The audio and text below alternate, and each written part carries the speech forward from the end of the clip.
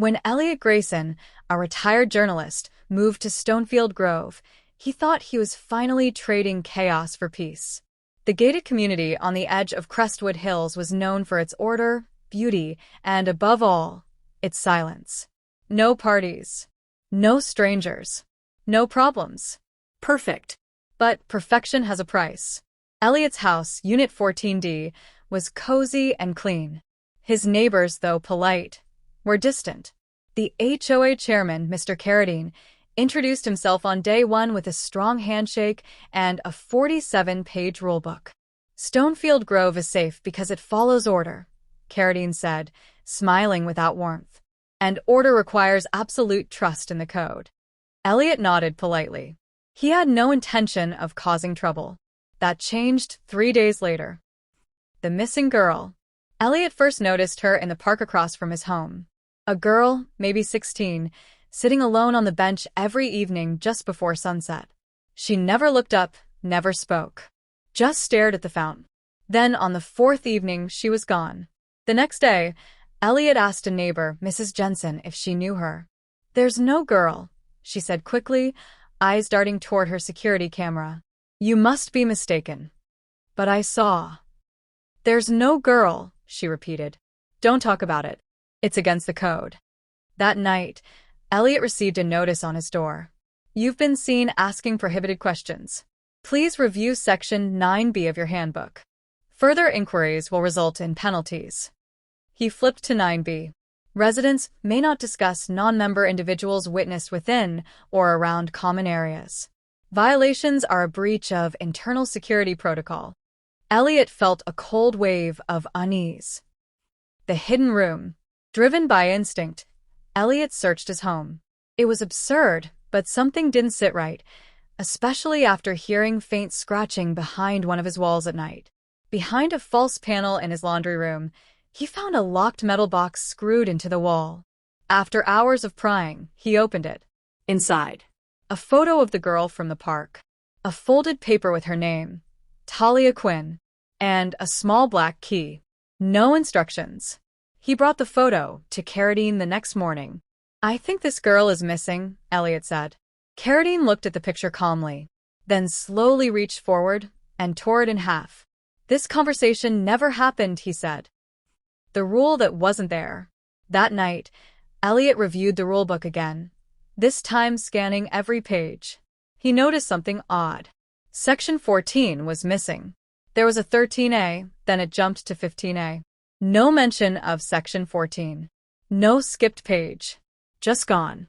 The next morning, a voice message was left on his landline. "No caller ID. You've found the key. Good. But if you want to survive Stonefield Grove, do not use it after dark." Elliot stepped outside. On his front lawn, in fresh red chalk, were the words, "Section 14 knows." Elliot Grayson didn't sleep that night.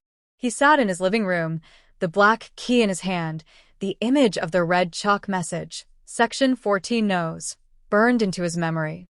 Whoever had left it had been on his property, under the HOA's countless security cameras, and no one had stopped them.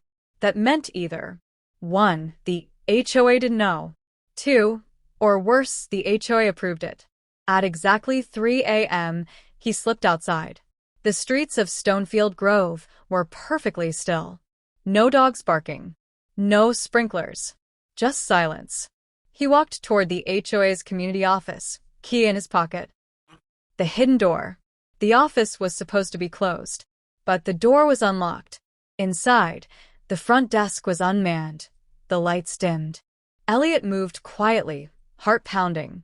He found a door labeled Private Archives. To his surprise, the black key fit. The room beyond was small, just metal cabinets, a desk, and a flickering ceiling light. He opened one drawer. Inside were manila folders, each labeled with an address in Stonefield Grove. He found his 14D. Inside, to his horror, were surveillance photos. Of him, in his kitchen, sleeping in his bed, talking to Mrs. Jensen. All time-stamped, all recent. And below that, a document titled Code Violation Risk. Hi. Watch List Level 3. The girl returns. Then he found another file. Talia Quinn. It was thinner, mostly redacted pages. But one line stood out. Witnessed during breach in Section 14. Non-cleared. Non-erased. Must be retrieved. Suddenly, Elliot heard footsteps. He turned off his flashlight. A voice whispered from behind the filing shelves. I knew you'd come. It was her. Talia. Older than she looked. Pale. Eyes alert. You're not real, Elliot whispered. I am. But if you stay here long enough, you won't be, she said. This place erases people. Makes them part of the code. What is Section 14? Talia looked up at the ceiling camera. It's the rule you're not supposed to find. The one that keeps everything running. You ever wonder why no one leaves? Elliot's blood froze. They say it's peaceful here, she continued. Safe. But that peace has a price. Erasure protocol. Suddenly, a high-pitched siren rang out across the office. Talia grabbed Elliot's hand. They're coming. Once they mark you for erasure, you have 3 minutes. Where do we go? To the gates. The real ones. They ran through the back of the office, past maintenance corridors. Red lights flashed overhead. Drones buzzed above like hornets. Talia led him to a tunnel beneath the welcome fountain. They built it during construction to correct anyone who broke the code. As they crawled through, Elliot felt dizzy, disoriented. What's happening? He gasped.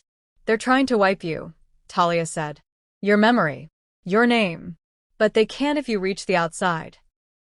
The final gate. At the tunnel's end stood a steel hatch. Talia entered a numeric code. 141414. It opened slowly. A blast of cold night air hit Elliot's face.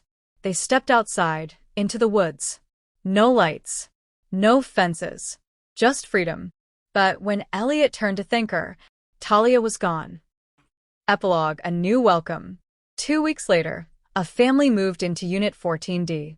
They were greeted warmly by Mr. Carradine and given the full HOA welcome packet, including the 47-page rulebook. Still no Section 14. But on the inside of their front door, written faintly in chalk, was a warning. If you see the girl at sunset, do not speak to her.